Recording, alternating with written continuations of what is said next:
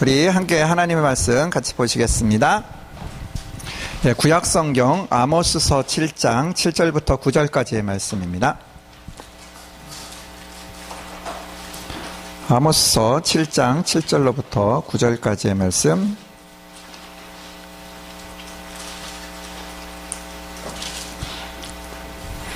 우리 다 찾으셨으면 우리 세 구절의 말씀 함께 한 목소리로 같이 봉독하시겠습니다. 시작.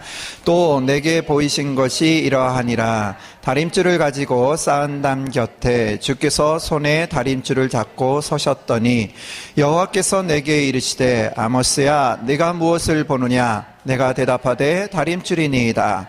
주께서 이르시되 내가 다림줄을 내 백성 이스라엘 가운데 두고 다시는 용서하지 아니하리니 이삭의 산당들이 황폐되며 이스라엘의 성소들이 파괴될 것이라. 내가 일어나 칼로 여로보암의 집을 치리라 하시니라. 아멘. 함께 기도하시겠습니다. 아버지 하나님, 저희들의 나오는 가운데 주님께서 함께하여 주시기를 원합니다. 주님의 말씀 앞에 서기를 원합니다. 주님의 진리의 말씀 앞에 설 때에 우리들이 그것에 대해서 변명하지 않게 하시고 말씀을 또 뚝 떼어서 합리화시키는 데 사용하지 않게 하시고 말씀 앞에 우리들이 쳐서 복종시키는 그러한 귀한 회복이 일어나도록 주님 축복하여 주시기를 기도합니다. 아버지, 죄를 볼 때마다 나를 구원하신 주님을 기억하게 하시고 나의 연약함을 볼 때마다 나에게 강한 힘이 되시며 산성이 되시며 정말로 나의 피할 바위가 되어주시는 그 주님을 기억하며 나아가도록 주님 역사하여 주시옵소서. 그래서 우리들의 눌렸던 것들이 나의 능력이 아니라 주님의 그 능력으로 이제 치워지고 허물어지고 이제 아버지 앞에 온전히 나아감을 얻는 귀한 회복이 일어나도록 우리들 가운데 주님 역사하여 주시옵소서. 그래서 우리들이 마음을 들여다볼 때마다 나의 생각이 주님의 진리로 가득 차게 하시고 나의 감정이 주님의 기쁨으로 가득 차게 하시고 나의 결정이 하나님의 뜻을 따르는 데 사용되어지게 하시며 나의 모난 성격이 이제 주님 앞에서 주님의 성품으로 회복되어지는 복된 회복이 계속해서 이어질 수 있도록 주님 역사하여 주시옵소서. 주께서 행하실 일들을 기대합니다. 감사하고 예수님의 이름으로 기도드렸습니다. 아멘. 우리가 하나님의 다림줄이라는 제목으로 같이 나누고 있어요. 그렇죠? 그래서 오늘은 이제 다림줄이 무엇인지에 대해서 좀 이해할 필요가 있습니다.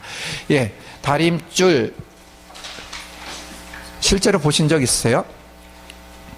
다림줄. 지금은 사실은 건축 기법이 달라져서 그러는데요. 이 다림줄은 옛날에 벽을 쌓는데 굉장히 많이 사용했습니다. 그러면 지금은 없어졌을까요? 지금도 사용할까요? 지금도 사용해요. 그런데 이게 전자로 바뀌어서 그렇지 다림줄이 없으면 건물을 지을 수가 없습니다. 왜요? 시멘트가 있고 철근이 있고 무엇인가 도구들이 있으면 지을 수 있는데요. 그런데 바로 이 다림줄이라는 것은 바로 건물을 짓는데 안전하게 담을 쌓아갈 수 있는 또 빌딩을 세울 수 있는 자의 역할을 하기 때문에 그렇습니다. 자, 다림줄이 어떠한 것일까요? 그래서 이 다림줄을 우리가 좀 보기를 원합니다.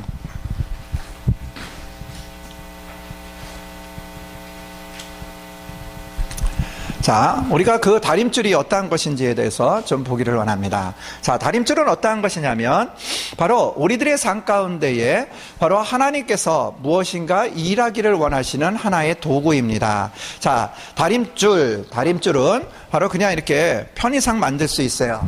자, 이게 다림줄입니다. 자, 다림줄 여기에 줄이 있고요. 그리고 끝에 추가 매달려 있죠. 여러분, 이 다림줄에서 중요한 게 무엇일까요? 추일까요? 줄일까요? 둘 다 중요해요.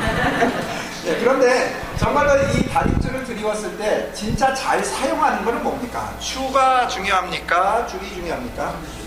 줄이 중요해요. 왜요? 다림줄이 드리워졌을 때 기대하는 게 뭐예요? 정확한 수직이에요. 그렇죠? 건물을 쌓았는데요. 건물을 이렇게 완성된 것을 이렇게 딱 보고 있었습니다. 좀 이상해요. 왜요? 담이 좀 기운 것 같아요. 건물이 좀 기운 거 아닙니까? 무슨 그렇게 섭한 말씀을 하십니까? 제가 이 분야에서요, 한 40년 잔뼈가 굵은 사람입니다. 이 근처에서요, 제가 최고예요. 저처럼 이렇게 벽을 안전하게 쌓을 수 있는 사람이 없습니다. 여러분, 아무리 자기의 실력을 과시한다 할지라도 완성된 벽을 보았는데 이렇게 기울어져 있으면 들어가서 살 수가 없겠죠. 그렇죠? 예, 여러분 안전하게 살려면 벽이 수직이어야 합니다. 그런데 땅이 도와줘요, 안 도와줘요? 땅이 안 도와줘요. 그렇죠? 착각을 일으키게 합니다. 뭔가 경사가 졌는데도 불구하고 평평한 땅인 줄 알고 땅을 기준으로 쌓았을 때는 분명히 오류가 일어난다라는 것이죠. 그래서 땅에 속지 않으려고 땅의 영향력을 받지 않게끔 공중에 띄우는 줄이 바로 다림줄이에요. 자, 이 다림줄이 드리워졌으면 가장 중요한 게 뭡니까?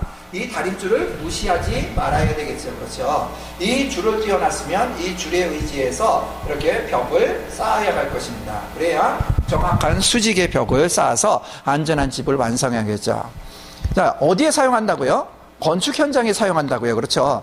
건축 현장에 사용하는데 지금 우리는 내면을 다루려고 하는데 왜 건축 현장에서 사용하는 다림줄을 가지고 와서 이야기하려고 그럴까요? 왜요? 바로 오늘 본문 말씀에 하나님께서 쌓은 담 곁에 뭘 갖고 오셨다고요?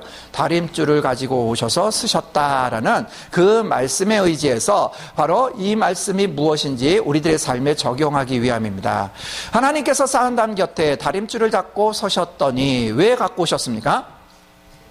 왜 다림줄이 등장을 하죠? 예, 왜 다림줄이 등장하는지는 우리 아모스서를 봐야 되는데 특별히 아모스서 7장 1절부터 우리가 이렇게 눈으로 보시면 하나님께서 뭔가 하세요. 뭐요? 아모스 선지자에게 환상을 보이십니다. 이스라엘 백성들의 패역한 죄에 대해서 하나님께서 이제 참지 못하시고 심판하기를 원하세요. 너희들의 죄에 대해서 내가 더 이상 못 참겠다라고 결정하시고 뭘 하기를 원하세요? 재앙을 주기를 원하세요. 그렇죠? 그래서 첫 번째 재앙이 뭐죠? 예, 바로 메뚜기 재앙이에요. 메뚜기 떼를 보내서 그 땅에 있는 먹거리들을 다 쓸어버리는 무서운 재앙을 실제로 시작하신 것이 아니라 아모스 선지자에게 환상으로 보이십니다. 여러분, 정말 가장 큰 축복이 무엇이냐면 하나님 앞에 머무는 사람들에게 앞으로 하나님께서 하실 일들을 의논하신다라는 겁니다.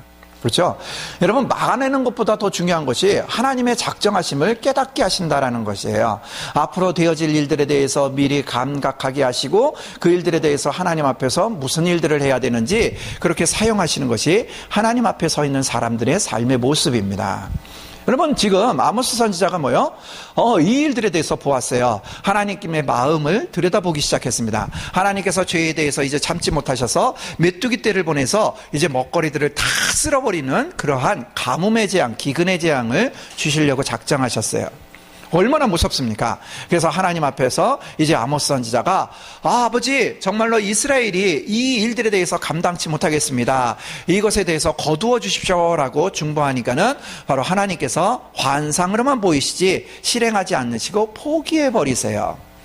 하나님을 단념시킨 그 아모스의 그 능력이 바로 아모스서 7장 1절부터 나오기 시작합니다. 그런데 하나님께서 보시기에는 뭐예요?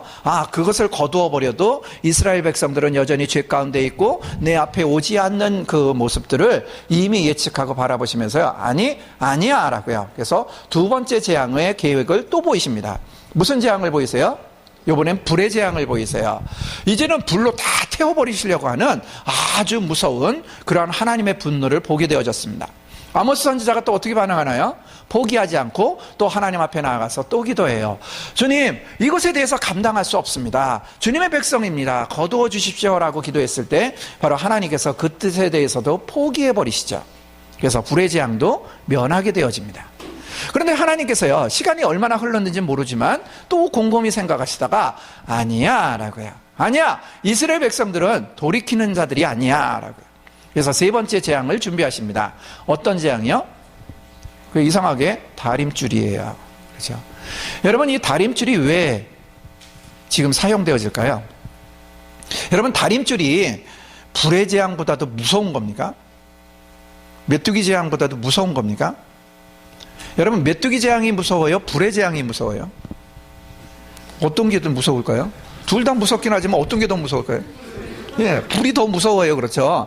메뚜기 떼로 쓸어버리면은 이제 종자씨를 얻을 때까지는, 종자씨를 뿌려서 농사를 지을 때까지는 그 땅에 기근이 올 겁니다. 그렇죠? 1년이 됐든 2년이 됐든 종자씨를 얻을 때까지 계속해서 핍절함을, 궁핍함을 경험해야 되는 그런 재앙이에요. 그것도 무섭지만 불의 재앙은 어떻습니까? 불의 재앙은 얼마나 갈까요? 예. 제가 어렸을 때 산불이 나면 어른들이 막 걱정을 하세요. 산불이 나서 큰일 났어. 뭐가 걱정이에요? 거기에는 불타고 남은 재가 있으니까는 거기에다 나무를 심으면 탄 이 나무들이 거름이 되어가지고 더 쑥쑥 잘 자랄 텐데 뭐가 걱정일까요? 그런데 그렇지 않더라고요. 예. 여러분, 불이 났을 때에 특별히 산불이 나면은 그냥 나무만 태워버리는 것이 아니라 땅까지 태워버린대요. 그래서 이 땅 깊은 곳에 생명력이 있는데 그 생명력까지 다 태워버려서 그 땅에 무엇인가를 심었을 때 자라날 수 있는 땅으로 회복되어지려면 근 10년 이상의 시간이 필요하답니다. 그러니까 이 불의 재앙은요, 모든 것들을 다 소멸시켜버리는 겁니다. 거기서 구사일생으로 살아남아도 회복하기에는 거의 불가능한 그런 무서운 재앙이에요. 여러분, 하나님의 감정을 우리가 읽어본다면, 여러분, 메뚜기 재앙을 계획했던 그분이요, 불의 재앙을 생각하신다면 뭐요? 바로 더 격하게 분노하신 상태죠. 그렇죠?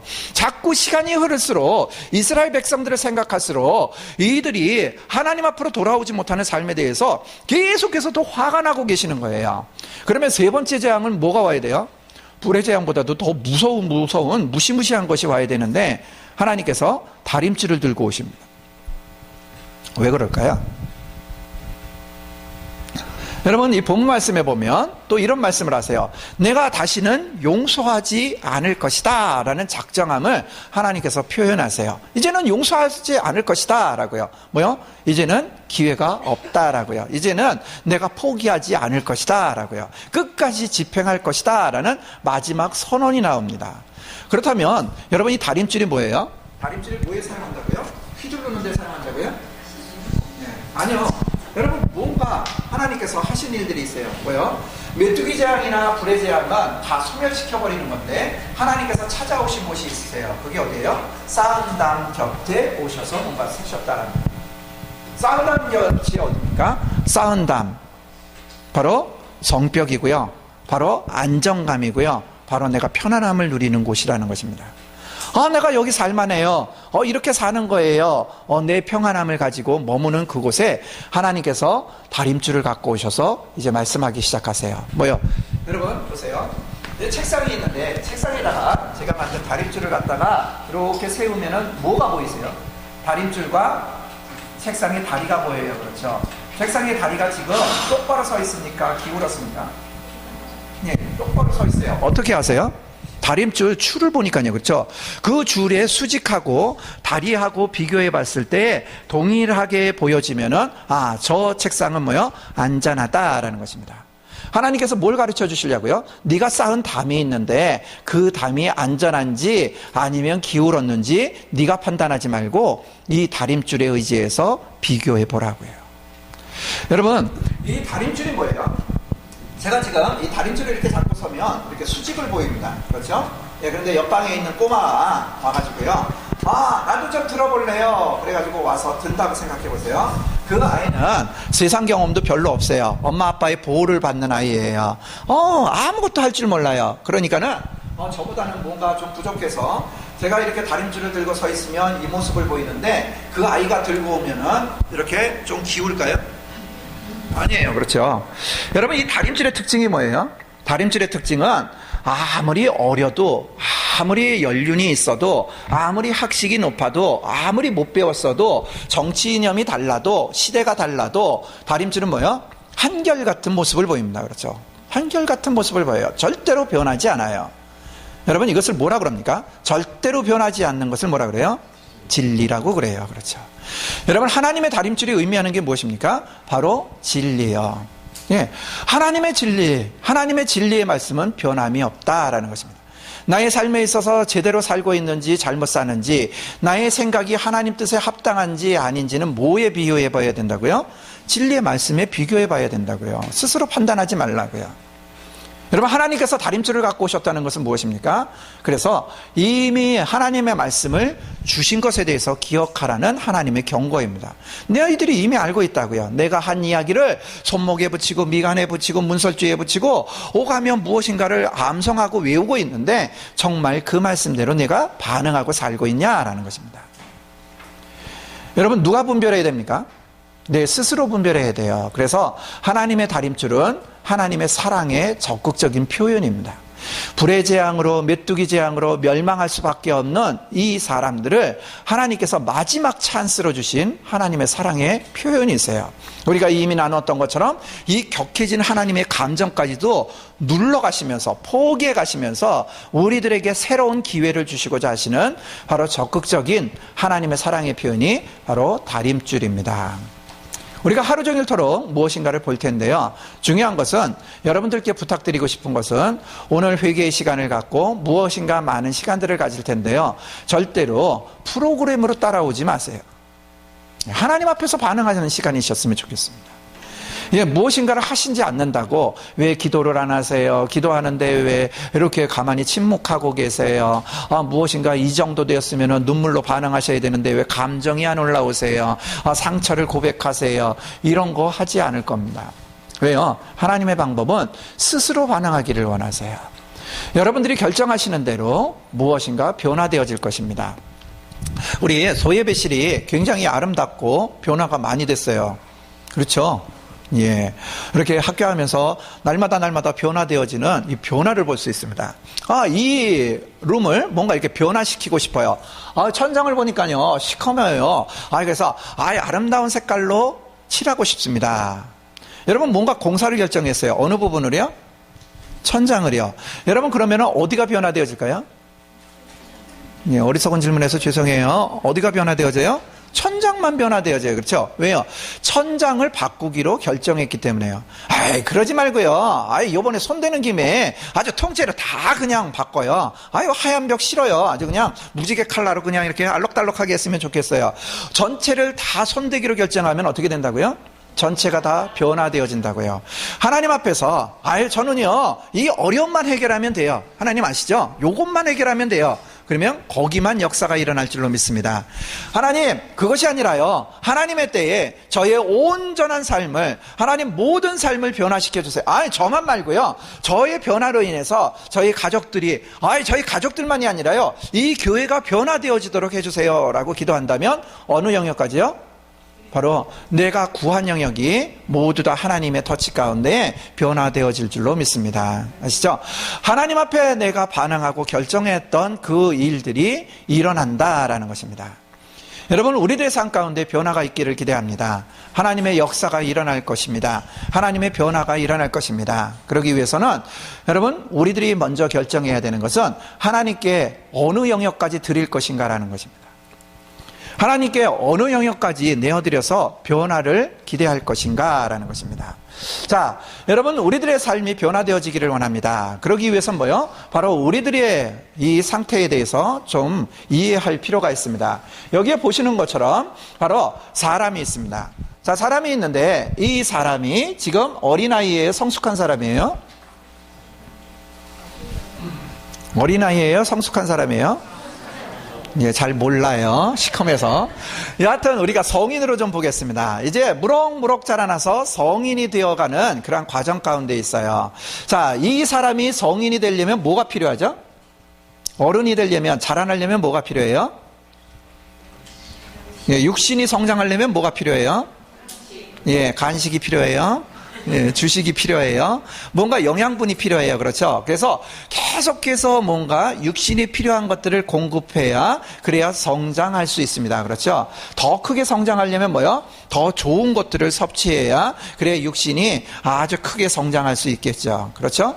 그런데 우리들의 구조는 육신만 있는 것이 아니라 사실은 우리들의 삶 가운데에 바로 영이라는 자아가 있다라는 것입니다. 왜요? 하나님께서 창조하신 창세기의 그 기사를 보면 하나님께서 흙으로 사람을 빚으셨어요. 이 흙이 조성된 게 뭐예요? 바로 우리들의 육신이에요. 그렇죠? 예, 이 육신을 흙으로 만드셨어요. 여러분, 사람의 독특함이 하나님이요, 세상의 모든 것들은 말씀으로 지으셨는데요, 사람만큼은 흙으로 지으셨어요. 이게 특별한 건가요? 사람만 흙으로 지었나요? 아니요. 모두 흙으로 지었어요?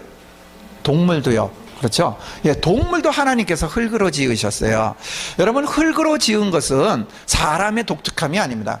하나님께서요, 다른 것들은 말씀으로 빛이 있으라, 해와 달과 별들아, 산천초모가 돋아나라, 뭔가 말씀으로 지으셨는데, 우리 사람만큼은요, 하나님께서요, 팔을 걷어붙이시고 흙으로 빚으셨어요. 이게 독특함이 아니에요. 왜요?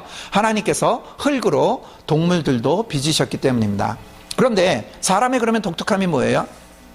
예, 그렇게 흙으로 빚으시고 그 코에 생기를 불어넣으셨다고요. 여러분, 이 말씀 속에 가장 중요한 정체성이 하나가 있어요. 하나님께서 그 코에 생기를 불어넣었더니 뭐가 되었더라? 영이 되었더라. 살아 움직이는 영이 되었더라. 여러분, 그 말씀 속에 보면 하나님께서 사람을 지으시려고 흙으로 사람을 빚으시고 그 코에 생기를 불어넣었더니 뭐가 되었더라? 생영이 되었더라. 사실은 완성하려고 하는 하나님의 작정은 뭐에서 시작되었는데요? 사람을 빚으시려고, 사람을 만드시려고 작정하셨는데 완성품을 이름을 뭐라고 주세요? 생영이다 라고 주신다는 겁니다. 여러분, 사람의 독특성이 뭐예요? 살아있는 영을 소유한 존재다라는 것입니다. 우리 안에 영혼이 있다라는 것입니다. 동의하세요? 예, 그렇다면 우리들의 육신은 볼 수 있는데 영혼은 볼 수 있어요, 없어요? 없어요. 왜요? 하나님의 살아있는 기운이기 때문에 그렇습니다. 여러분, 이 생기를 불어넣었다, 이 생기가 얼마나 파워풀한 걸까요? 한번 생각해 보신 적 있어요? 여러분, 하나님께서 그 코에 생기를 불어넣었더니 생명이 되었더라, 살아있는 영이 되었더라. 하나님께서 불어넣으신 게 도대체 얼만큼의 파워풀한 걸까요? 예, 하나님만큼. 여러분, 사실은요, 우리가 비유해 보자면 이렇게 비유할 수 있어요. 여러분, 생기를 불어넣었다, 생기를 불어넣었다 할 때 이 생기를 바로 히브리어로 푸시케라는 단어를 씁니다. 루아크라는 단어를 써요. 이 루아크라는 단어가 숨결이라는 의미입니다. 숨결.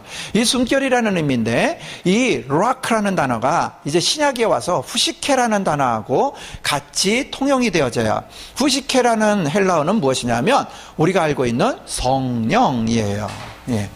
여러분, 뭔가 생명의 기운이 바로 성령이라는 영역입니다. 즉 뭐냐면 하나님의 숨결, 하나님의 호흡이다라는 것입니다. 즉 우리가 쉽게 이해하자면 하나님이 숨결을 내뿜으셨대요. 그것을 성경에서는 어떻게 해석을 하냐면 하나님께서 말씀하셨다, 빛이 있으라 라고 말씀하셔서 빛이 생겨났다, 이렇게 표현합니다. 여러분, 말씀으로 지으셨다 할 때 이 말씀을 바로 숨결이라는 단어를 사용한다는 겁니다. 즉 뭐냐면 바로 우리들이 이야기할 때 숨결이 나오죠, 그렇죠? 네, 제가 촛불을 들고 이야기한다면 지금 촛불에 굉장히 난리가 아닐 거예요. 왜냐하면 숨결이 나오니까요. 물론 들여 마시면서도 할 수 있어요. 안녕하세요, 뭐 할 수 있어요. 네, 근데 이거는 정상적인 이야기를 나누는 게 아니죠, 그렇죠? 이 이야기를 할 때 숨결이 내뿜어졌다라는 의미가 바로 하나님께서 말씀으로 세상을 지으셨다라는 의미입니다. 여러분, 우리가 의사소통의 말을 해요. 그러면 하나님께서 빛이 있으라 그러면 누가 받아야 되겠죠, 그렇죠? 누가 받아야 돼요? 받을 존재가 있어요, 없어요? 없어요, 그렇죠?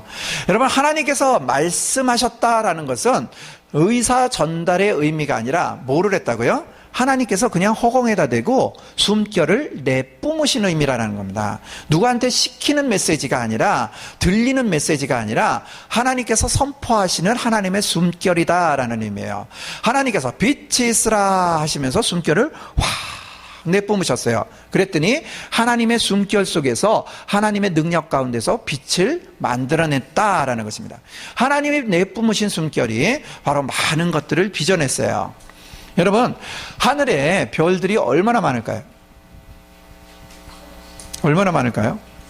예, 정답은 아직도 다 못 찾았어요. 그렇죠. 예, 중요한 것은 예전에는 뭐 은하계가 거기엔 끝자락이 있을 거예요, 추측을 했는데 이제는 이 천문학자들이 뭐라고 표현하냐면 하늘의 끝을 볼 수 없습니다. 지금 우리가 볼 수 있는 것은 우리가 발명한 망원경 갖고 거기까지 볼 수 있습니다 라고 표현합니다.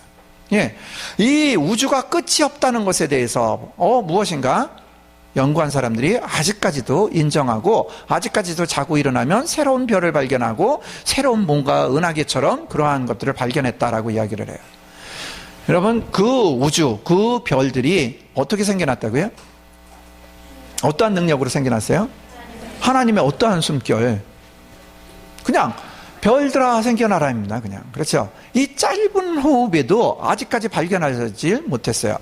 여러분, 우리들이 물고기를 아는데요. 물고기들을 다 발견했을까요? 아니요. 시메오라는 게 있대요. 그렇죠. 아직까지 발견 못했어요. 하나님께서 바다를 만드셨는데 그 바다 밑바닥까지 들어가 보지를 못했습니다. 거기에도 뭔가 물고기가 살고 있대요. 하나님 만드신 게 존재하는데 우리는 아직까지도 한 번도 보지 못했던 물고기들이 거기에 존재한다라는 겁니다. 하나님께서 어떻게 지으셨다고요? 그냥 말씀으로 지으셨다고요. 물고기들아 생겨나라 라고요. 여러분, 제가 왜 이런 이야기를 하냐면 이야기를 할 때에는요 호흡이 필요해요. 그런데요, 호흡이 긴 호흡이 필요한 게 아닙니다. 짧은 호흡으로 이야기할 수 있어요. 빛이 있으라. 여러분, 근데 사람을 빚어놓고 사람의 코에 생기를 어떻게 하셨다고요? 불어넣으셨대요. 여러분, 불기 위해서는 무슨 작업이 필요합니까? 하나님께 폐가 있다면 거기에 뭔가 호흡을 가득 채워야 돼요. 그렇죠. 하나님 사이즈가 얼마나 큰데요. 근데 그분이 뭔가 가슴에 가득히 뭔가를 채우고 그리고 흑인형 하나를 만들어 놓고 그 코에다가 불기 시작한다는 겁니다. 불기 시작하세요. 여러분 아시죠? 하나님의 짧은 호흡, 빛이 있으라 하는 이 짧은 호흡에도요 엄청난 것들이 생겨났는데, 여러분 하나님의 호흡이요 흑인형이에요. 어마어마한 호흡이 들어갔다는 겁니다. 확 밀려 들어가면서 이 조그만 흑인형에 하나님이 만드시는 생명이라는 존재가 만들어졌어요. 그게 누구라고요? 그게 사람이라고요. 그게 누구라고요? 그게 나라고요. 여러분, 하나님께서 딸꾹질해서 어떤 사람은 조금 불고 어떤 사람은 아주 깊이 불고 그랬을까요? 여러분, 하나님께서 우리들에게 영혼이라는 것을 만드신 것은요 어마어마한 능력입니다. 왜요? 하나님이 그걸 아시기 때문에 만들어 놓으시고 뭐라 그래요? 내가 안 다스리고 네가 다스려도 돼. 예? 여러분, 우리가 아무리 조그마한 일이라도 그것을 감당할 수 없는 사람에게 시킬 수 있어요? 감당할 수 있는 사람에게 시켜요. 그렇죠.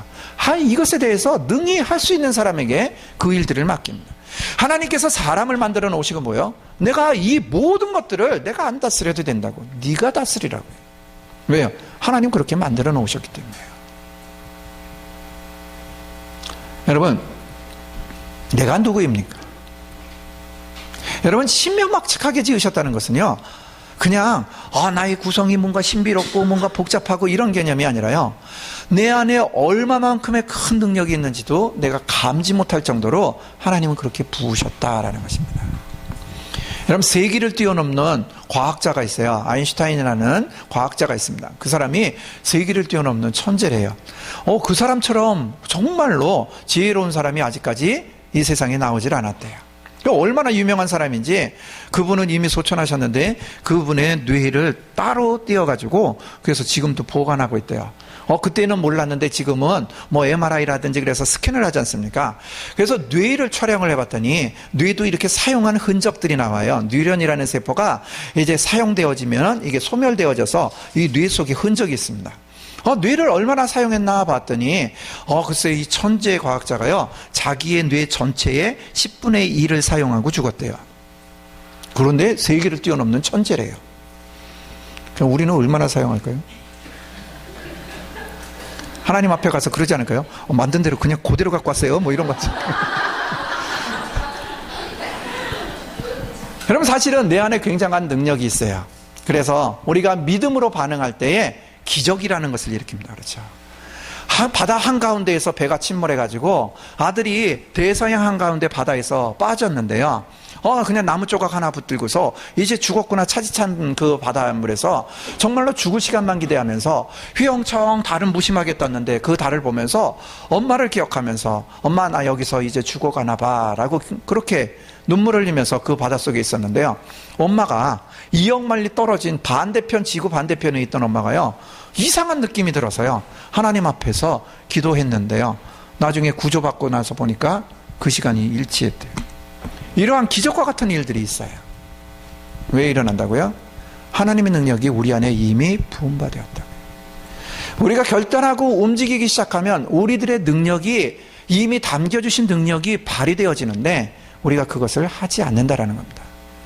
여러분, 믿음의 결단이라는 것은 안 이루어지는데, 불가능한데, 할 수 없는데 그런데 결정하면 그러면 무엇인가 이루어진다는 막연한 의미가 아니라요.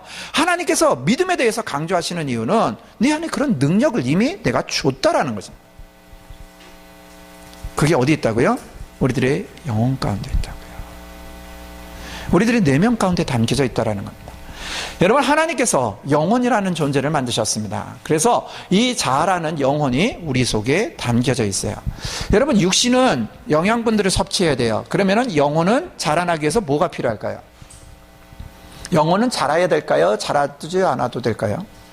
자라야 돼요. 그렇죠? 왜요? 그 성장에 대해서 정확하게 보여주신 것이 바로 예수님이 이 땅에 오셨을 때 성장에 대해서 말씀하세요. 예수님이 어른으로 오셨어요? 아기로 오셨어요? 아기로 오셨어요. 그렇죠? 아기로 오셔서 그분도 우리들이 성장하는 것처럼 1살, 2살 먹어가면서 육신이 성장하셨어요. 그런데요, 성경에는 뭐라고 표현하냐면 예수는 어떻게 자라났다고요? 그 키와 그 지혜가 자라고, 그 다음에 뭐요? 하나님과 사람들에게 더욱더 사랑스러워 가시더라. 이게 온전한 성장이다. 그렇게 가르쳐요. 그래서 기독교 교육에서는 바로 이 말씀을 가지고 많은 것들을 풀어냅니다. 여러분, 성장하기 위해서 뭐가 자라야 된다고요? 그 키와 그 지혜가 자라야 된다고요. 키는 뭐예요? 육신이에요. 그렇죠? 육신이 자라나야 돼요. 지혜는요? 영이요. 왜요? 하나님을 아는 것이 지혜의 근본이다. 그래서 바로 영이 하나님을 감각하기 때문에 우리들의 영혼이 또 자라나야 된다라고요. 그렇게 성장을 잘한 결과가 뭐라고요? 하나님과 사람들 앞에 사랑스러워야 된다고요. 예. 하나님에게만 사랑스러운 존재가 아니라 누구에게도요? 사람들에게도 사랑스러운 존재가 되어져야 이게 균형 있는 성장을 했다라고 성경에서 가르쳐 주시는 말씀입니다. 자, 우리들의 영혼이 성장을 해야 돼요. 무엇으로요? 하나님을 아는 바로 지식으로 성장을 해야 됩니다. 그렇죠? 하나님을 아는 지식이 우리들의 영혼 가운데 이렇게 내려앉아서 공급되어져야, 그래야 우리들이 계속해서 우리들의 영이 하나님을 감각하고 성장할 수 있습니다. 자, 우리들이 훈련 가운데 와서 제일 첫 주에 뭐 배우셨어요? 중보기도 배우셨어요. 오래돼서 잊어버리셨나 봐요. 예, 또 뭐 배우셨어요? 하나님 음성 듣는 삶과 묵상. 여러분, 사실은 뭐예요? 바로 중보기도 하는 것이 하나님과 대화하는 거죠. 관계하는 거죠. 하나님의 음성을 듣는다는 건 뭐예요? 그분의 목소리에 귀 기울이고 그분의 뜻을 따르겠다라는 것이죠. 관계하는 거죠. 묵상하는 건 뭐예요?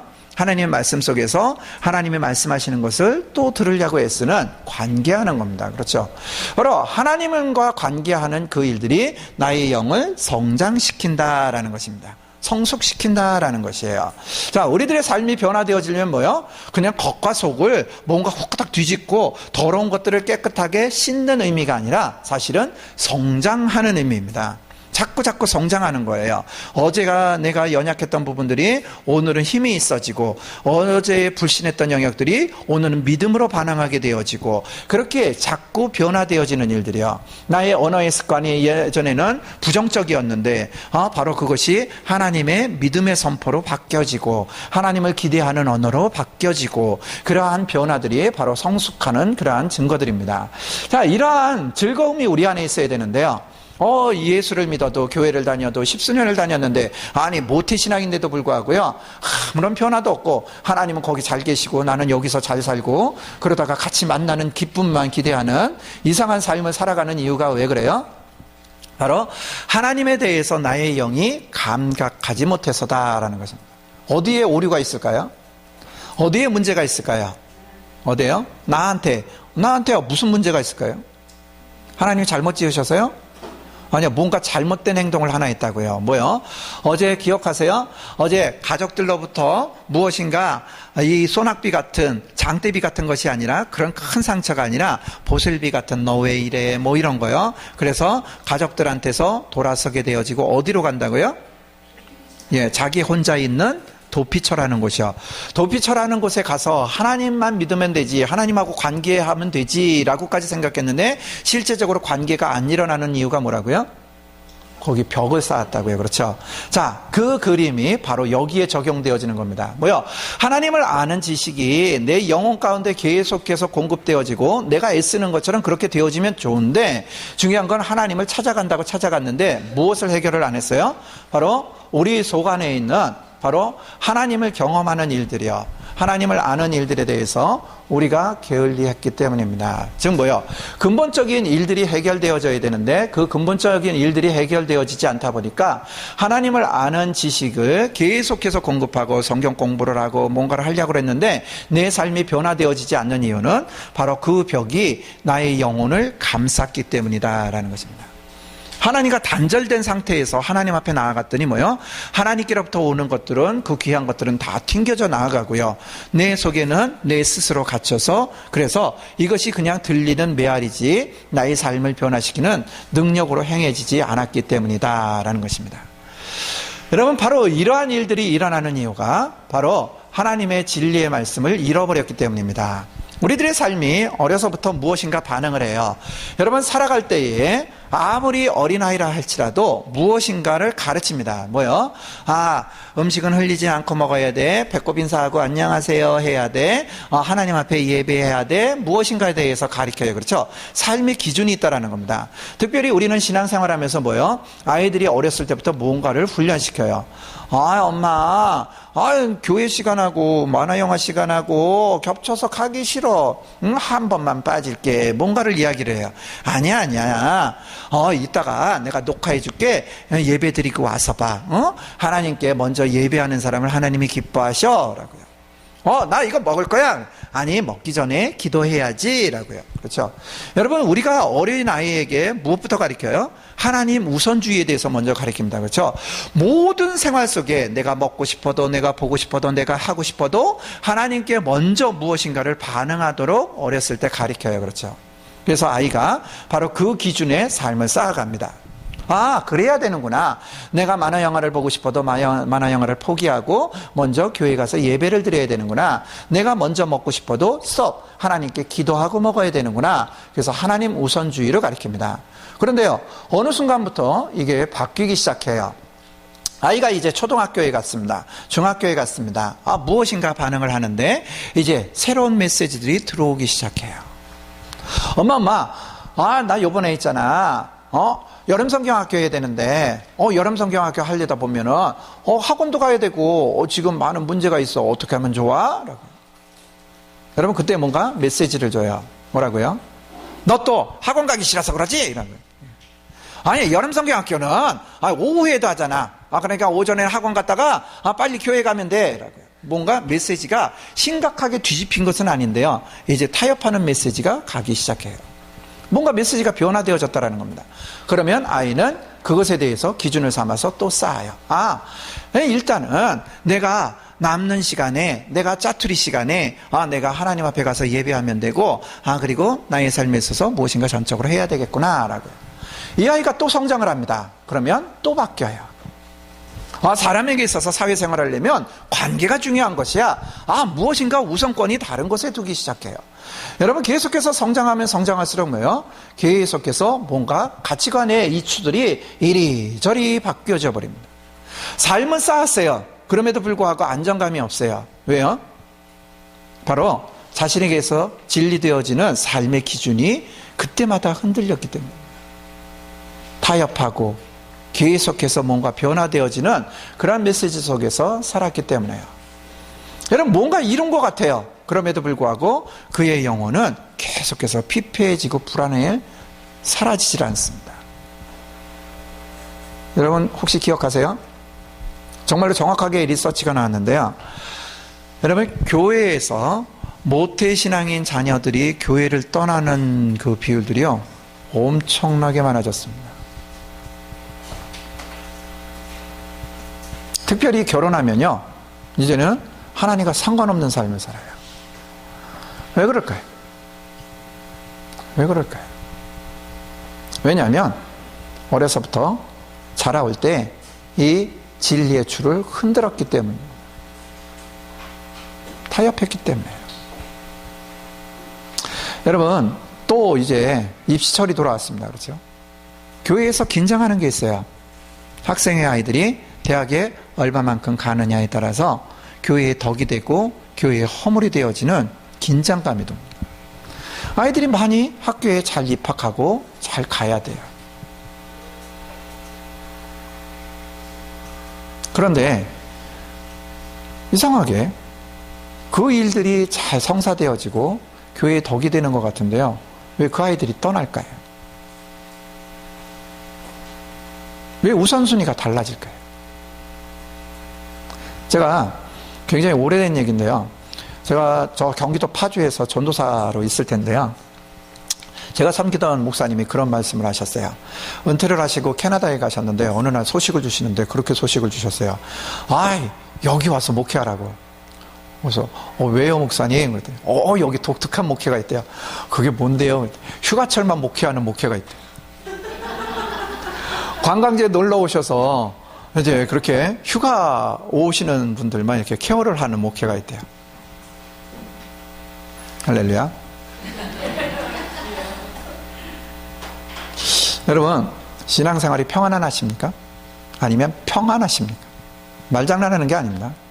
편안과 평안을 맨날 헷갈려요. 내가 편안하고 내가 양심의 가책이 안 된다고요? 그걸 평안으로 안다라는 겁니다. 편안은 평안이 아닙니다. 그렇죠? 여러분, 우리들의 삶이 어그러지고 결국에는 아이들의 삶까지도 무너져 버립니다. 여러분, 원수들이 우리에게 공격하는 것은요, 너의 삶을 멈춰, 너의 삶을 무엇인가 이렇게 이야기하는 게 아니라요, 우리들에게 있어서 무엇인가 삶의 기준을 만드는 저 진리라는 다림줄을요, 이리저리 흔들어댑니다. 원수들이 공격을 주는 것은요, 우리들에게 있어서 말씀으로 공격해요. 예수님께도 말씀으로 공격했던 것처럼 이렇게 살라고, 이게 적당한 거라고 계속해서 우리들에게 도전하는 겁니다. 여러분, 이렇게 이야기했다고 또 한쪽 반대쪽으로 가서요, 아니요, 모든 걸 다 내려놓고요, 공부도 하지 말고요, 고3인데도요, 교회 와가지고요, 뭐 보조교사도 하고요, 하루 종일 교회 있어야 돼요. 그런 의미가 아니에요. 그렇죠? 여러분, 와서 열심히 뛰는데 마음속에는 하나님에 대한 사모함이 없고 정말로 진리 가운데 반응하지 않는다면 그건 역시도 문제가 되어진다는 겁니다. 여러분들이 아시는 것처럼 저희 막내가 뇌성마비아입니다. 조산아예요. 30주 만에 이 세상에 왔습니다. 그 아이가 살아있는 것만도 신기해요. 그런데 이 아이가 제일 어려워하는 게 하나 있습니다. 그게 뭔지 아세요? 이렇게 앉아서 이렇게 생활하는 정도까지 발전이 된 때가 있어요. 그 아이가 6살 때까지는요, 이렇게 앉아있지도 못했어요. 이 팔걸이가 없는 의자는 앉히면 큰일 나요. 그냥 넘어가 버리기 때문에요. 지금도 이렇게 앉는 거 보시면 아시겠지만 휠체어에 팔걸이가 있는데도 이렇게 한쪽으로 기울어져 있습니다. 왜 기우는지 아세요? 걔는 그게 중심이에요. 이 모태에서 그 아이 때문에 많이 연구했는데요, 이 모태에서 아기가 몇 주 있어요? 40주 있어요. 낳으신 지 오랜만에 계산해 봤어요. 여러분, 40주를 있어야 되는데 보통 의사 선생님들이 32주를 기준으로 합니다. 32주 차가 넘어야 장기들이 다 완성이 된대요. 그럼 나머지 8주는 뭐 할까요? 나머지 8주는 뭐 하냐면 애가 거꾸로 섰다, 바로 섰다, 뒤집었다, 뭐 이런 거 해요. 그렇죠? 그 엄마 모태 속에서 그냥 사이즈만 자라는 게 아니라요, 그 아이가 눈도 엄마 모태 속에서 깜빡이고요, 심지어는 양수를 먹었다가 뱉었다, 이거를 다 합니다. 이게 이 폐가 갈라져 가지고요, 양수가 들이쳤다, 뿜었다, 이런 거를 해요. 예, 심지어는 이렇게 초음파로 요새 보는데, 초음파로 이렇게 살펴보면 한 달 전에 갔을 때에는 이렇게 손을 내밀고 있었는데 어떤 때는 이렇게 손을 숨기잖아요. 그렇죠? 간호사 선생님이 뭐가 부끄러워서 그래, 손 좀 봐줘, 뭐 이러고 얘기해요. 그렇죠? 그 아이가 거기서 다 뭔가 활동을 합니다. 그런데 더 중요한 건 뭐냐면 32주차가 넘으면 발길질을 하잖아요. 그렇죠? 네, 발길질을 해야 됩니다. 그래서 태동을 많이 심각하게 느껴요. 여러분, 왜 발길질을 할까요? 좁다고요. 응? 빨리 나가고 싶다고. 예, 저희 둘째가 발길질 이 태동을 되게 심각하게 했었어요. 어려서부터 이렇게 어머님들이 이렇게 보면 이렇게 엉덩이만 봐도 아들이다 딸이다 이런 거 감지하시잖아요. 근데 저희 둘째는요, 그냥 태어날 때까지 아들이었어요. 진짜 아들이었어요. 요새는 아빠가 같이 들어가지만 예전에는 다 밖에서 기다렸어야 되잖아요. 근데 아기 쳐들음 소리가 응애 하고 나는데요, 얼마나 우렁찬지 옆에 앉아있던 어떤 어머니가요, 일어나셔가지고 아들 낳았다고 장군감이라고 축하한다고 그래요. 근데 발길질도 얼마나 심하게 했는지요, 진짜 괴기 영화 보는 줄 알았어요. 이 안에 배에서요, 이렇게 발이 탁 튀어나가지고 여기만 차는 게 아니라 이렇게 한번 차가지고 이렇게 휘저어요. 이렇게 한 번 이렇게 확 훑어요. 그러니까 이 배가 확 움직이는 게 뭐예요? 왜 그럴까요? 여러분, 그게 사실은요, 운동하는 거래요. 예, 발바닥의 감각을 익혀가지고요, 나중에 나와서 걷게 되어지는, 발을 딛고 일어서는 이유가 바로 엄마 태 속에서 자꾸 이 터치를 통해 가지고요, 아, 내가 딛고 일어서는. 더 중요한 것은 그때 뭐 하냐면 물 속에 있잖아요. 그렇죠? 물 속에서 뭐예요? 중심 잡아야 돼요. 우주인이 유영하는 것처럼요, 엄마 뱃속에서 중심 잡는 훈련을 해요. 여러분, 방바닥에 누웠다가 굴를 때 중심이 필요할까요, 안 필요할까요? 필요해요. 그죠? 예. 저 아주 아이 키우면서 별걸 다 배웠어요.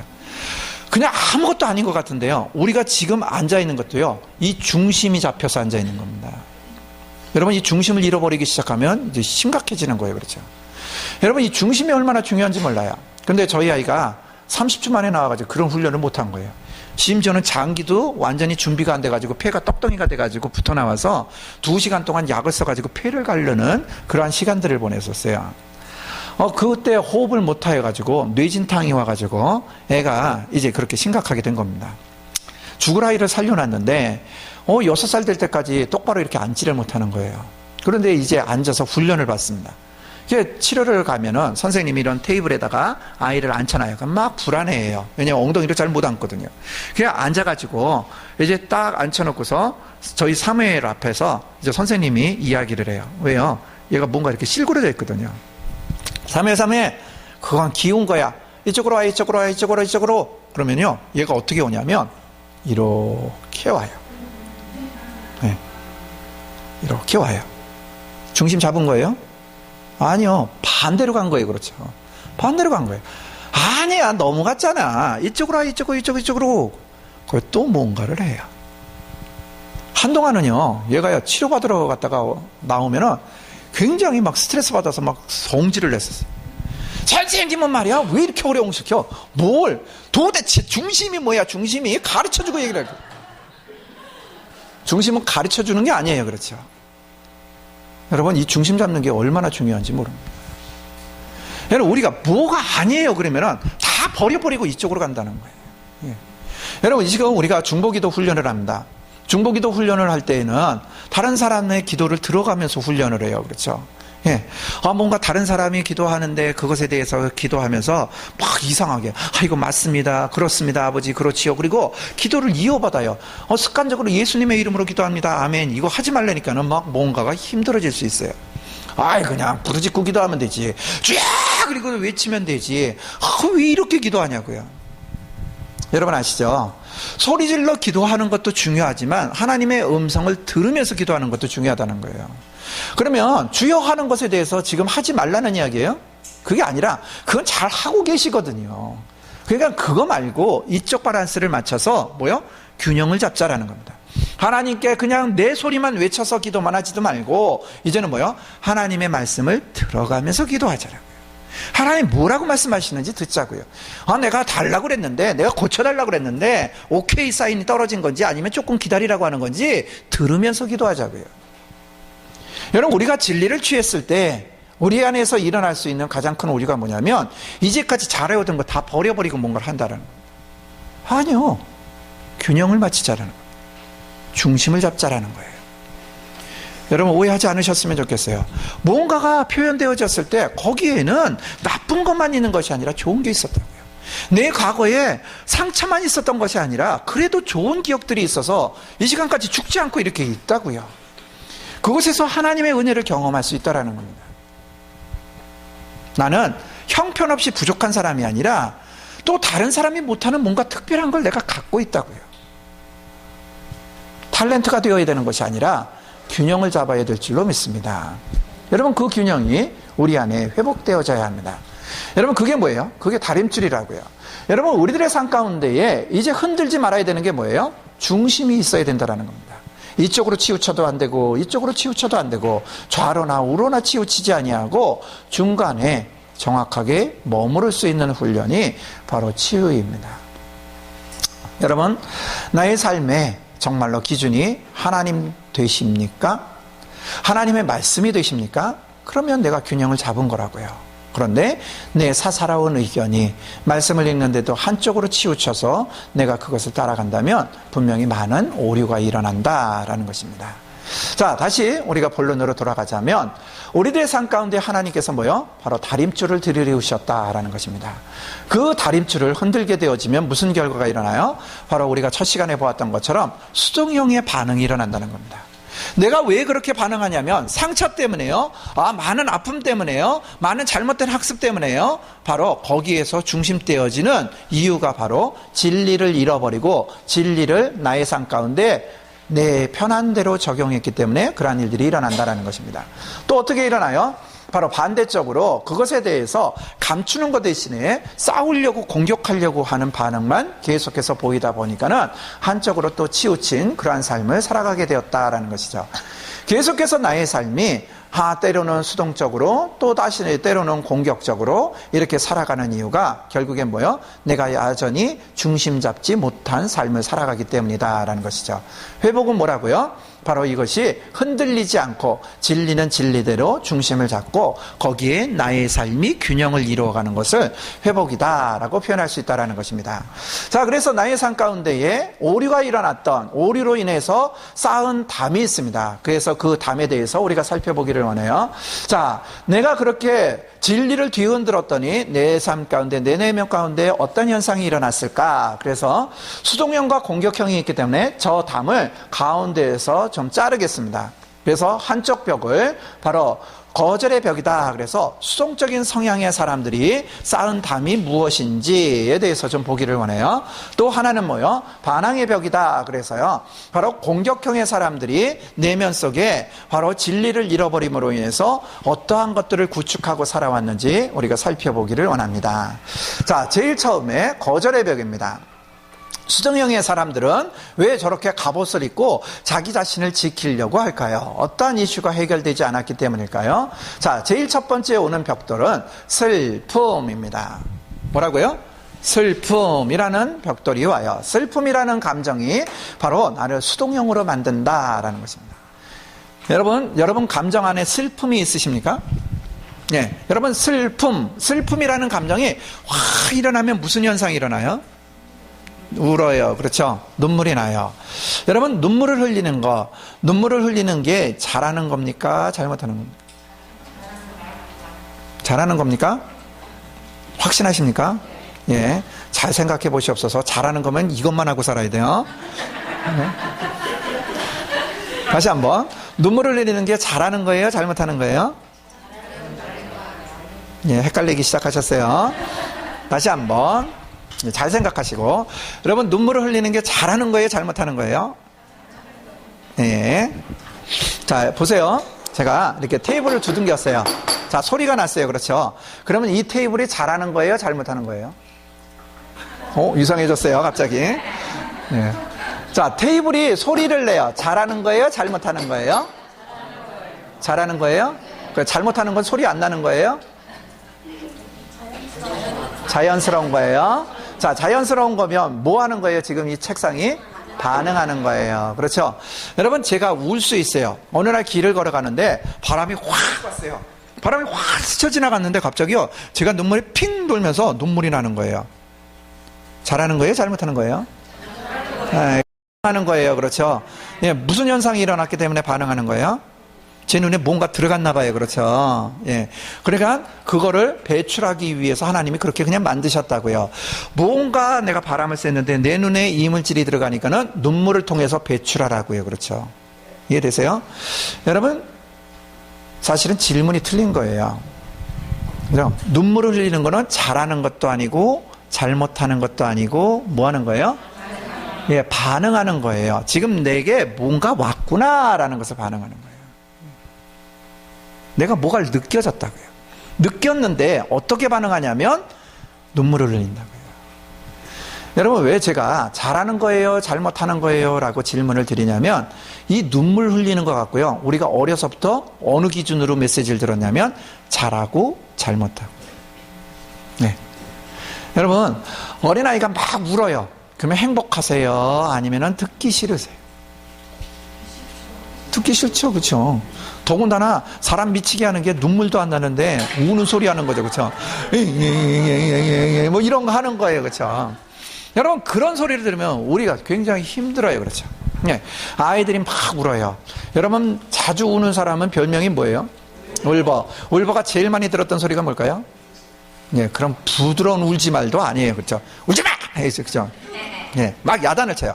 울지 마! 라고 야단을 쳐요. 울지 마! 라고요. 왜 울어? 왜? 웃고 살기도 힘든데 왜 울어? 너는 왜 허건 날 왜 울어? 라고요. 심지어는 얼마나 이 상처가 많은 엄마들은 또 거기다가 뭐 이상한 소리까지 해요. 그렇죠? 막 얘가 울면 그래! 네 애미 죽으라고 울어라! 뭐 이런 거. 여러분 사실은 모든 영역에 있어서요. 이 울음, 눈물을 흘리는 것에 대해서 굉장히 다양한 반응을 합니다. 여러분 간혹 가다가 뉴스에 나오는데 기가 막힌 뉴스 나오는 거 보신 적 있으시죠? 아이가 울어요. 젖 먹이는데 운다고요. 신경질 난다고 집어 던져요. 죽이기도 해요. 왜요? 왜냐하면 그 사람은 인식하기를 우는 건 뭐라고요? 나쁜 거라고요. 자연스러운 게 아니라고요. 여러분 왜 울까요? 어린아이들이 왜 울까요? 필요한 걸 채우려. 그럼 얘기를 하지 왜 울어요? 말을 못하니까. 그렇죠? 말을 못하니까. 여러분 그 아이가요 조금 전만 해도 몇 개월 전만 해도요 지금 사실은 겨우 아장아장 걷고 엄마 이러고 다니지만 불과 몇 달 전만 해도요 걔 뭐 하고 있었어요? 들어넣어가지고 아무것도 못하고요 기껏 하는 게 응애응애밖에 못했어요. 그렇죠? 응애응애 하고 우는데요 기가 막히게 엄마가 다 들어줬거든요. 이는 또 배고프구나 와가지고 젖 먹여줘요. 어떻게 알았는지요. 똑같이 우는데도 아이고 기저귀 젖었구나. 아이고 졸리구나. 아시죠? 여러분 응애만 했는데도 엄마가 모든 걸 다 해결해 줬다고요. 이 아이에게 있어서 가장 능숙한 언어가 뭡니까? 우는 거예요. 여러분 지금도요 웬만하면 울면 메시지가 가요. 그렇죠? 네, 메시지가 있어요. 아이고 위로해줘야 되겠고 아이고 힘들구나 있어요. 여러분 울어야 돼요? 울지 말아야 돼요? 울 때는 울어야 돼요. 그렇죠? 그런데 그게 잘 안 된다라는 겁니다. 왜요? 우는 건 나쁜 거 잘못한 거. 그렇죠? 울지 말아야 된다. 여러분 특별히 자매님들은 그래도 자유로운데 형제들은요 여기 또 뭐가 묶여져 있어요. 그렇죠? 예. 형제들은 몇 번 울어야 돼요? 3번. 자주 울면 안 돼요. 그렇죠? 울면은 남자답지 못해요. 예. 여러분 사실은 우리나라만 그런 줄 알았어요. 그런데 저쪽에 이제 우리가 전도여행 가는 쪽이요. 키르기즈 뭐 이런 쪽, 카자흐스탄, 우즈베키스탄 뭐 이런 데 가가지고요. 강의를 하다가 이런 감정 강의를 하게 됐는데 형제들이 되게 많았어요. 그래서 얘기하다가 갑자기 생각이 나서 아니 러시아는 어떻습니까? 남자에게 몇 번 울어야 되는지 메시지가 있습니까? 그러니까 반색을 하고요. 3번 그러는 거예요. 거기도 그래요. 이게 세상적인 아주 세계적인 진리인가 봐요. 여러분 왜 남자한테 그런 메시지를 줬을까요? 강하라고. 그러면 울지 않으면 강해집니까? 여러분 이 눈물이 나는 이유가 뭐라고요? 뭘 느꼈다고요. 그렇죠? 뭘 느꼈다고요? 슬픔을 느꼈다고요. 그렇죠? 슬픔은 왜 느낄까요? 왜 하고 많은 감정 중에 내게 슬픔이 있구나 그래서 눈물이 날까요? 예? 슬픔은 무엇을 느꼈을 때 일어나는 감정이에요? 슬픔은 상실, 뭔가 잃어버린 것을 감각했을 때예요. 예. 나의 부모님이 소천하셨습니다. 그러면 슬픔이 와요. 그렇죠? 정말로 내 사랑하는 친구와 오늘 헤어졌습니다. 친구를 잃어버리면 슬픔이 와요. 심지어는 물건을 잃어버려도 슬픔이 와요. 예? 심지어는 나는 사랑받아야 되는데, 나 귀히 여김 받아야 되는데, 그런데 내게 사랑이 안 느껴져요. 그러면 슬픔이 와요. 나의 인생을 잃어버렸어요. 갈 길을 잃어버렸어요. 슬픔이 와요. 그렇죠? 여러분 잃어버리면 슬픔이라는 것이 감각되어집니다. 여러분 이 슬픔이라는 것을 그러면 어떻게 해야 돼요? 그것에 대해서 인정해야 돼요. 그렇죠? 네가 뭘 잃어버렸구나 라고요. 네가 이걸 잃어버려서 지금 이런 상태에 있구나 라는 것에 대해서요. 그런데 그것에 대해서 긴장한다라는 겁니다. 내가 사랑받는 걸 잃어버렸어. 존중받는 걸 잃어버렸어. 그러면은 눈물을 닦고 뭐를 결정하게 만들어요? 울지 말려면 눈물을 닦고 내가 이걸 잃어버렸구나 라는 것에 대해서 인정하는 게 아니라 재빨리 다른 곳으로 가려고 한다는 겁니다. 나 더 이상 무시받지 말아야지, 어떻게든지 사랑을 내가 차지해야지, 얻어내야지, 이런 쪽으로 가게 되어진다는 거예요. 자기가 감각하는 것에 대해서 무시해버려요. 여러분, 오늘 아침에 비가 왔습니다. 아시죠? 비가 왔어요. 여러분, 비 오는 그 거리에 여러분들이 보신 게 뭘 보셨습니까? 그저 비가 와요. 여러분, 비도 다양하게 오죠. 그렇죠? 예, 옛날 어른들이 그런 말씀하신 거 기억나는데요. 빗방울이 땅에 떨어지는데 그 모양 갖고서도 이거 오래 올 비네, 이거 금방 지나갈 비야, 뭔가 이거 읽어냈어요. 그렇죠? 예, 제가 잘 모르지만 이렇게 비가 내려가지고요, 땅바닥에 거품을 일으키기 시작하면 그러면 되게 오랫동안 올 비래요. 그거는 금방 끝날 비가 아니래요. 뭐 그런 게 있더라고요. 여러분, 중요한 것은 그런 거 감지하자고 그러는 게 아니라, 여러분, 빗방울이 떨어져도 그 빗방울이 땅에 떨어지면서 물이 고인 곳에는 물여울도 만들어내고요, 많은 다양한 것들이 있어요. 여러분, 그것에 대해서 관심이 있으신지요? 날씨가 쌀쌀해졌네, 따뜻하네, 있으신지요? 비가 와서 참 시원하네, 왜 이렇게 추적거려? 여러분, 뭔가 느낌에 대해서 여러분 기억하시는지요? 여러분, 정말 의도적으로 하늘을 보신 적이 언제이십니까? 길거리에 가다가 갑자기 주저앉아서 예쁜 꽃 피었네 라고 주저앉아 보신 적이 언제 있으십니까? 여러분, 오늘 우리 사랑하는 사람들이 지금 집에 있습니다. 그 사람들의 얼굴 표정이 오늘 아침에 어땠었나요? 여러분, 뭔가 느낌이 있어야 되는데요, 그 다양한 느낌들을 여러분들이 계속해서 누리고 계십니다. 그것들을 접어두고 계십니다. 여러분, 영화를 볼 때 지금 세대는요, 액션들을 되게 좋아합니다. 액션이 이제는 강화되어져서 괴기영을 좋아합니다. 왜요? 강한 자극이 필요해요. 웬만한 건 눈에 안 들어온다라는 겁니다. 예전에는 청춘 남녀가 그냥 입이 가까이만 와도 완전 자지러지고 가지고 난리가 났는데요, 지금 벗어도 그냥 느낌이 없어요. 왜요? 계속해서 무감각해지는 세대라는 겁니다. 그렇죠? 여러분, 우리들이 감각하는 것이 얼마나 중요한지 모릅니다. 여러분, 누군가가 와서 저를 때렸어요. 이렇게 때리면 때린 거 아픈 걸 감각해야 이게 진짜라고요. 그렇죠? 근데 누가 와서 때렸어요. 때렸는데도 알아차리지도 못해요. 더 세게 때렸어요. 그런데도 알아차리지도 못해요. 그럼 그 사람은 어떤 사람이에요? 마초맨이에요? 여러분, 근데 아시죠? 세상은 그런 사람을 원해요. 흔들리지 않는 사람, 견고한 사람, 감각하는 사람을 원하는 것이 아니라요. 여러분, 모든 게 다 딱딱해지는 거예요. 모든 게 다 굳어지는 겁니다. 마음을 열어주지 않아요. 쇠의 빗장으로 걸어 잠근 철문과 같은 분이에요. 여러분, 사실은 감각해야 합니다. 느껴야 합니다. 누려야 합니다. 하나님께서 나를 만지시는 그 섬세한 손길도 느낄 수 있어야 합니다. 그런데 이 감정을 무시해버리면요, 내가 도대체 뭘 원하고 뭘 감각하기를 원하는지 모른다라는 겁니다.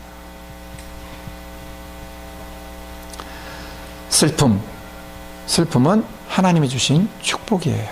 왜요? 그 슬픔을 못 느끼면 내가 뭐 잃어버렸는지도 모르고요, 더 중요한 건 잃어버리고 나서 그 가치를 깨닫는 것이 없어진다는 겁니다. 아이고, 그냥 영원히 계실 줄 알았더니 부모님이 소천하고 나니까는 그분이 얼마나 소중했는지 그제서야 감각이 되어지더라고요. 제가 알고 있는 좀 친분 있는 장로님이 계시는데 그분 연세가 87세입니다. 87세인데 어머니가 소천을 하셨어요. 어머니가 소천을 하셨는데 98세에 소천하셨습니다. 이상하네, 나이가.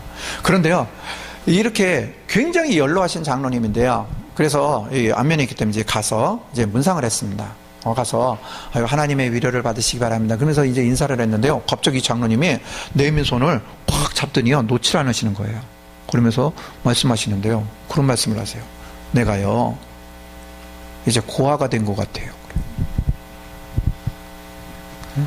제가 그때 배웠던 게 뭐냐면, 여러분, 호상은 없습니다. 보상은 절대 없어요. 아니 80세가 넘으셨는데 그분이 이미 손주손녀도 보셨는데 이제 당연히 가실 분은 가시는 건데 이성적으로는 그런데요. 고아가 된 것 같아요. 어머니가 오랫동안 치매에 계셨는데 그럼에도 불구하고 가서 손 붙잡고 얘기라도 할 대상이 있었는데 이제는 그것조차 없어졌다. 여러분 상실감은 내게 있어서 소중한 것들을 잃어버렸다는 그것을 알아차리게 하는 하나님의 축복이에요. 그게 얼마나 귀했었는지 뒤늦게라도 깨닫게 하고 그것이 다시 왔을 때에는 절대로 잃어버리지 않게끔 귀히 간직하게끔 귀히 여기게끔 그 가치를 인정하게끔 도와주는 것이 슬픔입니다. 저희 아이가 세상에 왔을 때 제게 있어서 굉장한 슬픔이 있었습니다. 이해가 안 되고요. 너무너무 죽겠는 거예요. 근데 지금은요. 그 슬픔이 변화가 되어져서요. 그 아이가 제 앞에서 살아있는 것만도요. 휠체어를 타고 다니는 것만으로요. 제 안에 굉장한 은혜가 됩니다. 왜냐하면 걔의 삶이 어디서부터 왔는지 알거든요. 하마터면 죽을 뻔했다고요. 죽었으면 그냥 영원히 그냥 찾을 수 없는 슬픔이었을 텐데요. 그게 자꾸 변화되어져서 죽을 뻔한 아이가 살아나고 또 심지어는 평생 누워서 지내겠다는 아이가 혼자 전동 휠체어 타고 학교 다니는 모습을 보면요. 되게 납니다. 처음에는 좌우도 이렇게 잘 살피질 못해가지고요. 왜냐하면 목이 이게 불편하거든요. 뇌성마비 아들은 모든 근육이 다 불편합니다. 뒤돌아볼 때에도요. 거의 몸이 돌아가야지 이 돌아가는 반경이 있어요. 그러니까는 저희 집 앞에 이렇게 큰 사거리가 있는데요. 그 사거리를 지날 때요. 좌우를 잘 못 보는 거예요. 그런데 지금은 집에서 빠이빠이 해도 혼자 갔다 옵니다. 속도를 하도 내서 걱정이지. 빨리 달리지 마. 그런데도 아빠 닮아서 얼마나 빨리 달리는지요. 이렇게 다 이제 학교에서 출발한다고 전화가 와요. 그러면 이제 가장 이제 걱정되는 거리를 이렇게 내려다보고 있습니다. 그러면 멀리서 바라보는데요. 저희 집이 17층이거든요. 근데 멀리서 바라보는데도요. 아이 머리가 서서 와요. 이 바람에 이게 서서 와요. 그냥 신기해요. 감사해요. 슬픔을 알면, 잃어버렸던 것들을 알면 그것을 다시 주셨을 때는요. 절대로 안 잃어버린다고요. 이게 소중한 거구나. 이게 귀한 거구나. 건강을 잃어버렸다 건강을 회복하면요. 이게 얼마나 하나님의 축복인지 그제서야 한다고요. 그렇죠? 가난했다가 하나님께서 재정의 축복을 주시면요. 이게 얼마나 귀한 건지 알게 되어진다고요. 그렇죠? 여러분 슬픔은 축복입니다. 여러분 안에 슬픔이 있으십니까? 그것에 대해서 잘 다루면 그것이 변화되어져서요. 슬픔 대신 내게 화관을 씌우시는 하나님의 축복을 누리게 되어집니다. 그러한 복이 우리 안에 있을 줄로 믿습니다. 여러분 그래서 이 슬픔에 대해서는 다루셔야 돼요. 어떻게 할까요? 여러분 아이가 우는데 왜 답답해요? 말을 안 해서 답답해요. 그렇죠? 계속 울기만 하지 말을 안 해서 답답해요. 이 말이 더딘 아이는 이제 이 속이 답답하니까 뭐요? 눈물은 안 나오는데 울음으로, 왜냐하면 그게 자기 언어였었거든요. 울면 해결되었었던 그 경험 때문에 잉잉잉 내면서 뭔가를 표현해요. 근데 뭐 하고 싶은 거예요? 말을 하고 싶은 거예요. 그렇다면 여러분 안에 있는 슬픔에 대해서 잘 다루려면 뭐 하셔야 돼요? 말을 해야 돼요. 무슨 말을 해야 될까요? 이놈의 팔자 뒤용박 뭐 이런 거 하고 있어야 돼요? 아니요, 그거 말고요. 네. 어떻게 해야 되냐면 여러분 사실은요, 저 옆방에 있는 아이들이 사실은 제일 잘해요. 예. 사실은 입이 또 영향력이 있어서 조금 큰 아이들은 안 그럴 수도 있는데요. 대부분 유치원 다니는 아이들은 울어도 그냥 안 울어요. 너 왜 울어? 제가 때렸어. 뭐 이런 거 해요. 그렇죠? 자기가 우는 이유를 알고 운다라는 겁니다. 나랑 안 놀아줘. 내 거 뺏어갔어. 뭔가 이걸 얘기하면서 울어요. 여러분 하나님 앞에서 우리가 눈물 흘리면서 기도하는데 왜 삶이 회복이 되지 않냐면 이러고 울어서 그래요. 그냥 울기만 해서요. 막 울어요. 제가 열방대학에서 상담학교를 섬겼습니다. 상담학교는 이렇게 제자학교를 하고 오셔야 올 수 있는 세컨스쿨이에요. 그러니까 저희들이 어떻게 전제를 하냐면 DTS 이 제자학교 때 한번 해봤어. 한번 해봤으니까 이제 레벨을 올려야 돼. 이런 학교입니다. 예. 여러분들이 이제 1월 달에 상담학교 가시면 이제 그런 현상이 일어날 텐데요. 이제 뭔가 하나님 앞에 기도할 때에도요. 막 울면서 기도해요. 그러면서 그냥 울기만 하세요. 그러면은 짓궂게요. 가서 멈추라고 그래요. 자매님 잠깐만요. 왜 우세요? 기도 멈추고 잠깐만 저하고 얘기하세요. 왜 우세요? 몰라요. 그냥 눈물이 나요. 그러면은 정지시켜요. 울지 마세요. 그러면요.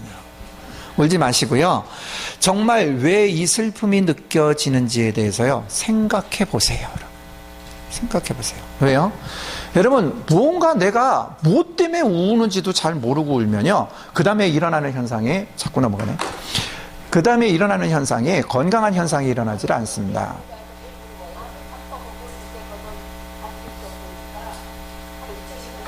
자, 그 다음에 오는 현상이 바로 자기연민이라는 현상이 와요. 자기연민은 뭐예요? 자기를 불쌍히 여기는 겁니다. 그렇죠? 자기를 불쌍히 여기는 거예요. 자기를 불쌍히 여기는 이 연민이라는 것이 왜 오냐면 슬픔을 잘못 다루어서 오는 겁니다. 여러분, 슬픔은 그냥 상실감이에요. 잃어버렸다는 단순한 거예요. 아, 잃어버렸기 때문에 내 마음이 아프고 잃어버렸기 때문에 지금 내가 견딜 수가 없어요. 그것이 얼마나 소중한지 뒤늦게 깨달았어요. 이런 반응이 일어나는데 그것을 알아차리지 못하고 울면 뭐요? 자기 연민에 빠져요. 자기를 그냥 불쌍히 여기고만 있습니다. 그저 내 팔자가 이렇지, 그래 그러면서 계속해서 수렁 속에 빠지는 것처럼 자기를 불쌍히 여기지 해결책이 하나도 없습니다. 왜요? 여러분, 슬픔이 해결되려면 뭐를 해야 돼요? 잃어버린 것들을 회복시켜야 돼요. 그렇죠? 그래야 슬픔이 해결되어진다고요. 아, 내가 이걸 잃어버렸구나. 되찾으면 해결되어져요. 아예 되찾지 못해요. 왜요? 그분은 내 부모님이 되나셔서요. 그냥 소천하셨거든요. 이 세상에는 절대로 못 만나요. 되찾을 수가 없어요. 그럼 뭐 하면 돼요? 그것에 대해서 인지하고, 그래요. 내가 이 세상에서는 그것을 되찾을 수 없지만 하나님 나라에 가서는 만날 수 있어요. 제가 그때까지 기다릴 거예요. 무엇인가 나의 슬픔에 있어서 정확한 정돈이 일어나게 되어진다는 겁니다. 그런데 그 슬픔을 잘못 다루고 그 슬픔이 무엇인지 상실감이 무엇인지도 모르는 상태에 빠져버리면 바로 자기 연민, 즉 자기를 불쌍히 여기는 데 빠지게 되어집니다. 잃어버렸으니까 무슨 현상이 일어나요? 그래, 넌 그거 받을 자격도 없어. 그래, 넌 그것을 누릴 자격도 없어. 그래, 없어. 마땅한 거야. 라고요. 그래서 그것 가지고 자신을 비관하게 만들고 자신을 힘들게 빠지는 수렁에 빠지게 되어집니다. 자, 이것이 강화되어지면 무슨 현상이 일어나냐면 자기 증오가 일어나요. 자기 증오는 자기를 미워하는 거죠. 그렇죠? 자기를 왜 미워해요? 바로 그 수많은 것들을 차지하지 못하고 사랑도 받지 못하고 존중함도 받지 못하고 귀여김도 받지 못하고 친구들이 곁에 머물지도 못하고 무엇인가 계속해서 잃어버리는 것 투성이니까는 울다 자기를 불쌍히 여기다 이제는 뭐요? 자기가 싫어지기 시작하는 거예요. 그래서 자기가 미워지기 시작합니다. 그래서 증오심이 일어나요. 어떤 증오요? 자기가 미운 증오심이요. 여러분, 자신이 사랑스러우십니까? 자신이 좋으십니까? 그렇지 않고 자기 자신이 미우십니까? 한심스러우십니까? 여러분, 하나님은 그렇게 안 만드셨어요. 근데 내가 왜 그런 지경에 빠졌냐면, 여러분, 사실은 내 자신이 한심스럽고 내 자신이 미운 까닭은 그만큼 살아오면서요, 많은 것들을 잃어버렸는데 그 많은 것들을 잃어버린 것을 정돈하지 못한 이유입니다. 여러분, 자기 자신을 미워하시면 아주 위험하고 무서운 일들이 일어나요. 여러분, 자기 증오가 일어나면 이제 뭔가가 있어요. 뭐요? 여러분, 자기 연민에 빠졌을 때는 자기가 불쌍하잖아요. 그렇죠? 그러니까는 아이고, 나 같은 사람이 뭔가 그래요. 그런데 다른 사람이 와서 뭔가 찌르면요, 그것에 대해서 막 분노해요. 왜 그래? 내 거 뺏어갖고 왜 그래? 뭔가를 표현해요. 그런데요, 자기 증오라는 올매에 덫에 걸리기 시작하면 표현이 갑자기 틀려집니다. 뭐요? 그렇게 상대방에게 화살을 날렸던 사람이 이제는 자기 탓을 해요. 그래, 나 때문이야. 그래, 당신 나 때문에 그렇다라고요. 나 같은 사람 만나가지고 팔자도 펴지 못하고 출세도 하지 못하고 기도 펴지 못하고 무언가에 대해서 그 사람이 메시지를 줬던 거를 내가 인정하는 피드백을 해요. 그런데 중요한 건 그걸 하면서 그래, 나 때문이야 그러다 보면요, 어느 순간인가 몸으로도 힘이 실리기 시작해요. 그래서 자기를 이렇게 지칭하는데 맨 처음에는 그래, 나 때문에다 이러다가요, 이게 막 반복이 되어지면 세지기 시작해요. 자기 가슴을 누군가가 와서 때리는 것처럼요, 막 쾅쾅 때리고 이야기를 합니다. 여러분, 이 액션이 막 실리기 시작하면은 그 다음부터 일어나는 것이요, 진짜 자기를 폭행을 해요. 자해를 합니다. 여러분, 그래서 가슴을 두둥기는데도요, 진짜 누군가 와서 주먹질하는 것처럼 그렇게 두둥겨가지고요, 자기 스스로 두둥겼는데도 나중에 일 정리되고 이렇게 가슴속 보면 멍이 들 정도로 그렇게 때려요. 심지어는 그것도 분이 안 풀리니까는 형제들 같은 경우에는 뭐예요? 방바닥을 주먹으로 때리기 시작해요. 머리를 짓찍기 시작해요. 심지어는 맨손으로 유리창을 때리면은 분명히 병원에 갈 거 알면서도요, 때려요. 달리는 차에서 뛰어내려요. 왜요? 내가 싫어서예요. 내가 싫어서요. 내가 왜 이러고 살아야 되냐? 내가 언제까지 그 소리 듣고 살아야 되냐고. 그래서 바로 자기 자신을 벌 주려고 시도합니다. 여러분, 부부싸움 하다가 베란다로 나갔대요. 왜 나갔을까요? 성질 못돼 먹어서 나갔습니까? 아니요. 여러분, 자기 증오가 깊어져서 나간 겁니다. 아니, 부부싸움 하는데 왜 방바닥에다가 휘발유 끄어져가지고 불을 지릅니까? 왜냐하면 그냥 끝장내고 싶어서예요. 자기 자신이 싫다라는 겁니다. 이제는 더 이상 상대방 탓하고 싶지도 않아요. 그런 사람하고 엮여서 끝장내지도 못하고 끝내지도 못하고 살아가는 내가 너무 미워서요. 그래서 자기 자신을 끝내버리려고 하는 그런 마음이 일어나게 되어진다는 거예요. 감사하게도 그냥 그렇게 행위만 했어요. 병원에는 갔다 왔는데 그냥 거기서 멈추지 진도가 잘 안 나가요. 여러분, 그러다 보면 무슨 일이 일어나냐면 이제 모든 에너지가 다 사라져서 우울 증세가 오기 시작합니다. 여러분, 우울은 뭐예요? 우울은 삶이 고단해서 일어나는 결과가 아니라 에너지가 없어졌다라는 겁니다. 여러분, 이제 격한 반응을 하지 못하고 그저 그냥 우울한 상태로 그저 그냥 이렇게 축 늘어진 상태로 지내게 되어지는 이유는 뭐냐면 에너지가 없어서 그렇습니다. 여러분, 우울증이라는 병이 있어요. 우울증이라는 병이 뭐예요? 우울증이라는 병의 증세가 뭐예요? 그냥 늘어지는 거예요. 움직일 수가 없어요. 여러분, 그런데요, 사실은요, 그걸 심각하게 겪어보면 더 심각해요. 왜냐하면 곁에서 볼 때는요, 아이고 저 양반은 우울증이고, 왜냐하면 늘어져 가지고요, 밥도 먹기 싫어하고요, 나가기도 싫어하고요, 그냥 관심이 하나도 없어요. 그냥 늘어져서 멍 때리고 있는 것 같아요. 그런데요, 여러분, 사실은 약을 싸들고 다니고 정말로 병원에 가서 심각한 진단을 받은 우울증 환자들은 어디까지 가냐면요, 여러분 혹시 몸살 나셨을 때 지구의 무게를 느껴보신 적 있으십니까? 침대가 꺼져가는 것 같고 막 그냥 짓누르는 거예요. 그렇죠? 그냥 깔아놓은 것 같아요. 천근만근이 되어져요. 손가락 하나를 들 수가 없어요. 여러분, 멍 때리는 게 아니에요, 우울증은요. 우울증은 이제는 정말 해결하지 못했던 그 인생의 많은 숙제들의 무게감을 느끼는 병입니다. 그래서 끔찍하는 거예요. 그냥 멍 때리지고 그냥 이렇게 늘어져 있다면 그냥 사는 게 재미가 없어, 그냥 그 정도지 왜 우울증 환자가 자살을 하려고 하겠냐. 왜냐하면 그 상황이 너무너무 끔찍한 거예요. 왜요? 너무너무 아파요. 고통스러워. 이게 호흡이 안 돼. 호흡이 안 돼요. 그래서 우울증 심한 환자들은 보면요, 숨도 가빠요. 왜냐하면 이게 무게감이 있기 때문에 그렇습니다. 왜요? 에너지가 없다라는 겁니다. 여러분 혹시 아시죠? 여러분, 소천하신 분들이 이렇게 누워서 계시는데 이분이 운명하셨는지 안 운명하셨는지 코끝에 호흡도 알지만 허리에 손을 대죠. 왜요? 잘 때에도 힘이 있어가지고요, 허리가 뜬다고요. 근데 돌아가신 분들은 허리가 붙어버려요. 에너지가 없다라는 거예요. 에너지를 어디에 썼어요? 쓸데없는 어디에? 나를 불쌍히 여기고 나를 미워하는 데 쓰다 보니까는 이제 에너지가 하나도 없어졌다라는 겁니다. 여러분, 그래서 내게 있어서 우울증, 울기라고 애들이 그러는데 이 우울증이 올 때에 사실은요, 잘 관리하셔야 됩니다. 여러분, 이 우울증은 에너지가 없다라는 사인이에요. 우리가 운전을 하지 않습니까? 그렇죠? 근데 운전을 하다가 보면 주유소 이렇게 마크처럼 노란불이 딱 들어와요. 그러면 어디 가야 돼요? 주유소 가야 돼요.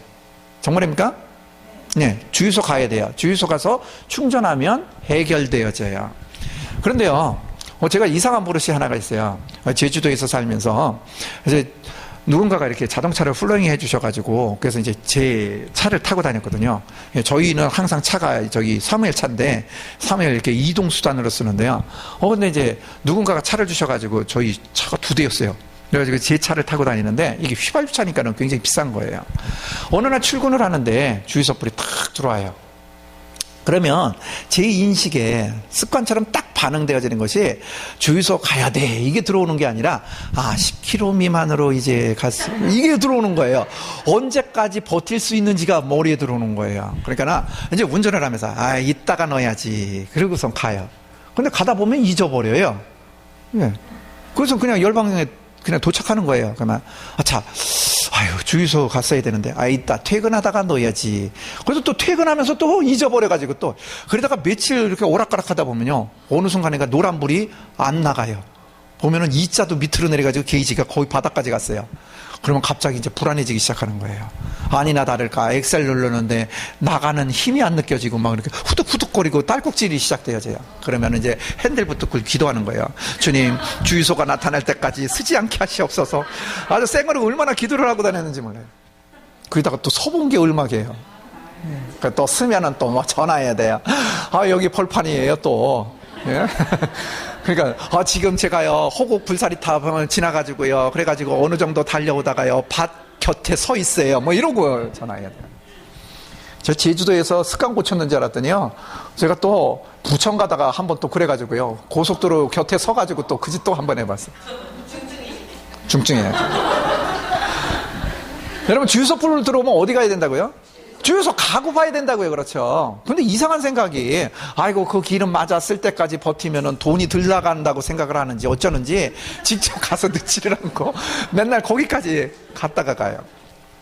여러분 제가 타고 다니는 차가 굉장히 몇 억짜리 차래요. 요새 굉장히 비싼 차 있잖아요. 그죠? 몇 억짜리 차래요. 몇 억짜리 외제차를 탔어요. 이야, 뭐 그런 차 타면은 엑셀 밟는 게 아니라 발을 올려놓으면 지가 알아서 간대요. 예? 거기에는 뭐 이렇게 찻잔 접시를 놔도 커피가 이렇게 쏟아지지 않는데요.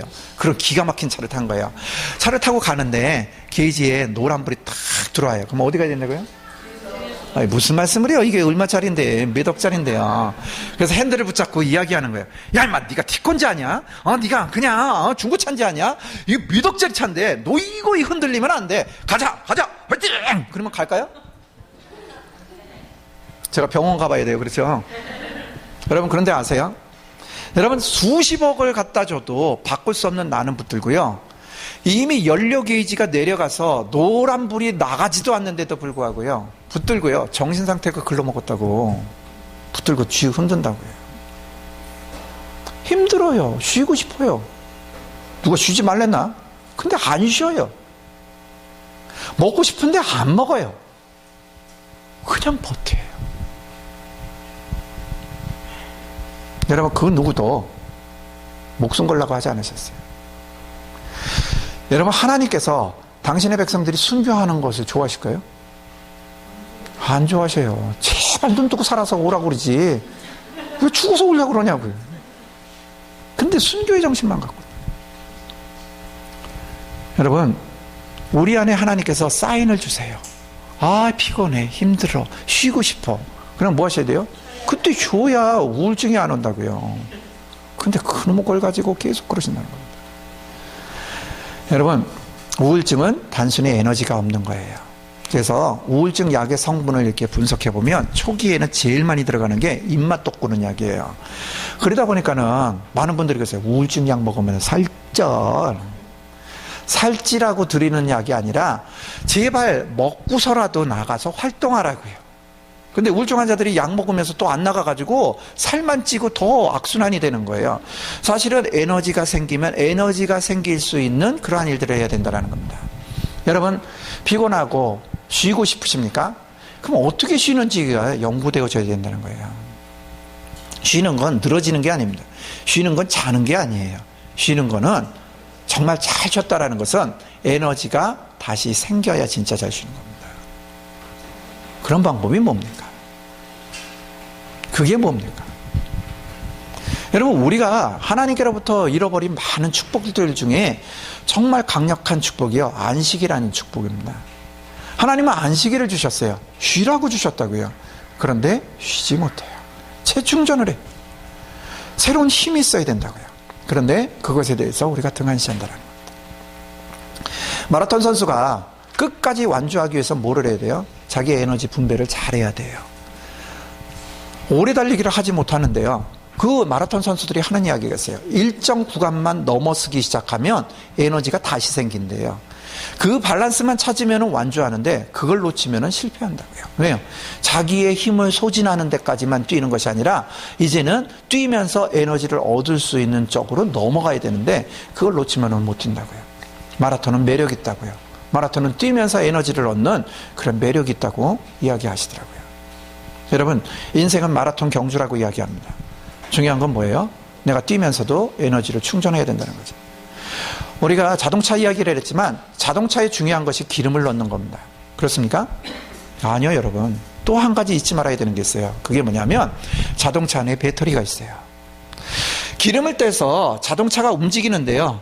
배터리의 에너지가 충전이 되지 않으면 기름은 가득한데도 차가 서게 되어 있어요. 자동차도 재충전을 해야 하고 가야 합니다. 우리 안에 있어서 계속해서 충전되어지는 일들이 있어야 된다는 겁니다. 하나님께서 날마다 새로운 힘을 주십니다. 그러기 위해서는 내가 새로운 힘을 충전해야 되는 필요를 잊지 말아야 된다는 것이죠. 여러분, 그 일들에 대해서 놓쳐버리면 이제 바닥을 치는데 바로 무관심입니다. 무관심해요. 또 나갔어요? 네. 바로 무관심의 영역이 우리 안에 이제 어려움을 주게 되어집니다. 자, 우울을 지나서 무관심하게 되어지면 이제 에너지가 다 바닥났다라는 겁니다. 바닥을 쳤다라는 겁니다. 무관심 속에 빠진 사람들은 자기의 사인을 다른 사람에게 가르쳐줘야, 아, 이제는 우울도 넘어서 자기 연민이나 자기 증오를 넘어서 이 바닥을 쳤다, 무관심에 빠졌다라고 이야기하는 사람들은 어떻게 이야기하면서 자기가 무관심 속에 있는지 표현할까요? 어떤 사람이 무관심 속에 빠진 사람입니까? 이런 이야기하는 사람들이요. 아이고, 냅둬 이렇게 살다 줄게. 냅둬 이렇게 살다 줄게. 무슨 제자학교야. 냅둬 이렇게 살다 줄게. 여러분, 뭔가 새로운 것에 대해서 시도하지 않고 그냥 냅둬 이런 사람들이요, 바로 무관심에 빠진 사람들이라는 거예요. 가을이 오던 봄이 오던 무엇인가 상관없어요. 그냥 흘러갈 뿐이에요. 아니요, 여러분, 오늘 하루는 새로운 날인 줄로 믿습니다. 하나님께서 우리를 기대하시는 날이고요. 우리에게 뭘 보여주고 싶은 날이고요. 우리를 통해서 무엇인가 이루고 싶은 그런 날이기에 하나님께서 우리 코끝에서 호흡을 걷어가지 않으시고 새날을 주시고 일으키셔서 하나님 앞에 있게 하신 줄로 믿습니다. 그래서 하나님의 뜻에 관심을 갖고 하루하루에 관심을 갖고 그래서 새로운 날들을 살아가는 우리들의 삶이 되어지기를 기대합니다. 아시죠? 여러분, 사실은 무관심의 함정 가운데 바닥을 친 이유가 뭐라고요? 슬픔이라는 이 상실감이요, 하나님께서 준 것을 빼앗아감으로 인해서 잘못된 함정에 빠지게 하는 이 오류에 빠졌기 때문에 우리의 많은 이슈들이 일어난다는 것입니다. 이제 뭐만 하면 회복되어져요? 슬픔을 잘 다루면 회복되어진다는 겁니다. 슬픔을 참거나 외면하거나 부인하거나 묻어두는 것이 아니라 바로 하나님 앞에서 나 이거 잃어버렸다고, 이거 다시 되돌려 달라고, 나 이거 갖고 싶다고 하나님께서 좀 주셨으면 좋겠다고, 그래서 잃어버린 상실감 속에서 이제 채워져가는 그런 아름다운 회복이 우리 안에 있기를 기대합니다. 아시죠? 오늘 아침 예배 때 하나님께서 주신 말씀이요, 돌 항아리에 기적이 일어나려면 채워지는 시간이 있어야 된다는 겁니다. 그게 내가 보기에는 그냥 물이고 그것이 내가 알기에는 사람 발을 씻는 용도로 사용되어지는 것이라 할지라도 내 경험은 그렇게 읽어낼 수 있는데, 오늘 채우는 물은 발 씻는 물이 아니라 그냥 별거 아닌 것이 아니라 정말로 기쁨의 잔치자리를 더 풍성케 하는 축복의 그러한 도구로 사용되어질 줄로 믿습니다. 예. 우리 좌우에 계신 분께 우리 같이 축복하실까요? 하나님께서 당신의 슬픔을 해결하실 것입니다. 아멘. 예. 우리 우울증에 빠지지 않기 위해서 점심 먹으러 가겠습니다. 네. 네. 심하게 앓고 있는 사람한테 저희가 어떻게 하는 것이 네. 그냥 일방적인 칭찬보다는요, 예, 계속해서 격려가 필요하고요. 냅둬. 내면에, 네. 저기도 진리예요. 일단은 곁에서 받아들일 수 있는 그런 정서를 채우는 게 중요해요. 그래서 어린아이 같아야 됩니다. 우울증 환자들은. 그래서 뭘 해, 그거는 부작용이 일어나고요. 그게 아니라 격려하고, 그 다음에 스킨십 많이 해주고, 그리고 그 사람이 움직일 수 있는 한도만큼 함께 해주는 거야. 그러니까 이제 우울증이 에너지가 있어서 결합이 되어지면 공황장애라는 이상한 병으로 가요. 공황장애도 우울증의 한 일종인데, 이 공황장애 같은 경우에는 많은 사람들이 있는데 가지를 못하잖아요. 그러면은 고칠 수 있는 방법이 뭐냐면 오늘 갈 수 있을 만큼 가는 거예요. 내 방에서 예를 들어서 저 문 앞까지 가는 거, 그 굉장히 힘들거든요. 그 사람들에겐 문을 열면 무슨 일이 일어날지 모르니까. 그러니까 오늘은 문 앞까지 가는 거, 내일은 문 손잡이를 잡는 거, 이렇게요. 한 스텝 한 스텝 가는 거죠. 우울증 환자들을 돕는 거는 곁에서 그렇게 보살피고 아기처럼 그렇게 따뜻한 사랑, 그래서 정서를 채우는 일들이 가장 중요하고요. 그런데 위험한 게 우울증에 대해서 강의하면서 자살한다고 표현했는데, 정확하게 이야기하자면 우울증 환자들은 자살 못해요. 에너지가 없어서 자살 못해요. 그러면 뭐가 있냐면 이 햇볕만 쐬도 오늘 조금 에너지가 일어나요. 너무나 바닥이니까. 그러니까는 우울증 환자가 사실은 스스로 머리 감고 뭐 이런 거 못 하거든요. 심한 사람들은요. 그만 이제 축치고 앉아가지고 막 꿰지져가지고 있다가 오늘은 이상하게 일어나서 샤워하고 그래요. 그리고 나 먹을 것 좀 줘 그래요. 제가 뭔가 좀 달라졌다, 낫는가 보다. 여러분 그때 조심하셔야 돼요. 왜냐면 그때 사실은 이 환경이 좀 바뀌어가지고 에너지를 얻은 거예요. 그러면은 이제 조금 살만하니까는 이 사람이 머리도 감고 샤워도 하면서 한 가지 묵상을 해요. 뭐요? 자기한테 에너지가 충분하지 못한 걸 알고, 이거 조금 있으면 다시 옛날로 돌아갈 텐데. 그래서 그때 자살을 해요. 그래서 조금 낮았다고 외출했다가 그 사이에 목매고 그 사이에 팔궈가지고 비상사태가 일어나요. 그래서 우울증 환자들은 그냥 축 누러져 있으면 편안하게 외출하셔도 되는데, 이 양반이 일어나서 세수하고 뭐 먹기 시작하면은 바짝 붙어 계셔야 돼요. 그리고서는 그때 기회를 가지고 에너지를 충분하게 얻을 수 있도록 도와주셔야 되는 찬스입니다. 근데 대부분이 이렇게 조금 호전이 되어지면, 아이고 이제 좀 낫는구나, 조금 이제 먹는 거 챙겨 먹는구나, 그러니까 이제 뭐 얘기해가지고 냉장고에 뭐 있으니까 먹어, 그러다가 사고 나는 경우가 굉장히 많아요. 그래서 정확하게 이야기하자면 우울증 환자는 자살할 에너지도 없어요. 근데 그 사람이 변화되어지면 위험해요. 이제 나올 이야기지만 조울증 환자 같은 경우에는 조증과 우울증이 함께 가잖아요. 그렇죠? 그래서 그런 사람들은 옆에 붙어 있어야 되는 사람들입니다. 왜냐면 이 조증이 왔을 때 사고 칠 수 있기 때문에요. 네. 감사합니다. 식사하러 가시겠습니다.